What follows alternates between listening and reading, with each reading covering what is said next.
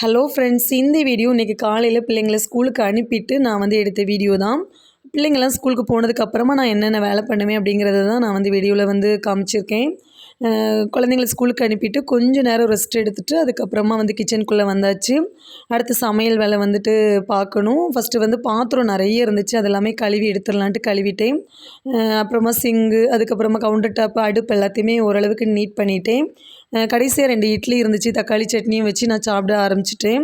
கூட ஒரு 2 இட்லி அவிக்கலாம் அப்படின்னா புதுசாக தான் அடுப்பில் வைக்கணும், நமக்காக 2 இட்லிக்காக திருப்பியும் மறுபடியும் ஊற்றி வைக்கணுமேன்னு சொல்லிவிட்டு 2 இட்லி போதும் அப்படின்ட்டு எடுத்துக்கிட்டேன். அதுக்கப்புறமா மீன் பார்த்திங்கன்னா வெலை மீன் 2 இடமா வாங்கிட்டு வந்திருந்தாங்க முந்தின நாள். ஒன்று முந்தின நாள் குழம்பு வச்சுட்டு இந்த ஒன்று ஃப்ரிட்ஜில் வச்சுருந்தேன்.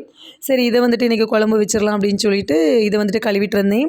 நான் 2 மீன் இல்லாட்டி வேறு மீன்லாம் வாங்கணும் அப்படின்னா வெளியில் தான் உட்காந்து கழுவுவேன். இந்த ஒரு மீன் தானே, அதுவும் குட்டி மீன் தான், சரி கத்திரி வச்சு தானே டக்கு டக்குன்னு கட் பண்ணிடலான்னு சொல்லிட்டு இதில் வச்சே கழுவிட்டேன். கன்னியாகுமரி ஸ்டைலில் தான் நான் மீன் குழம்பு வச்சுருந்தேன். எங்கள் ஊரில் பார்த்திங்கன்னா தேங்காய் அரைச்சி தான் மீன் குழம்பு வைப்பாங்க.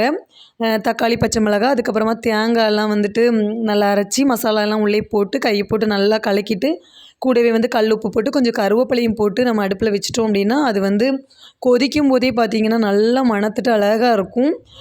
அதுக்கப்புறமா என்னோடய அக்கா வந்திருந்தாங்க. அவங்க வீடு என் வீட்டிலேருந்து ஒரு 4 வீடு தள்ளி தான்.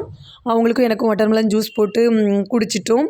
அதுக்கப்புறமா அவரைக்காய் கட் பண்ணி வச்சுருந்தேன். அவரைக்காய் பொரியலுமே பண்ணிடலாம் கையோடுன்னு சொல்லிட்டு அதுக்குமே அடுப்பில் வச்சுட்டேன். அம்மா வேறு வருவேன்னு சொல்லியிருந்தாங்க. கடகடன்னு சமையலெல்லாம் முடிச்சாச்சு.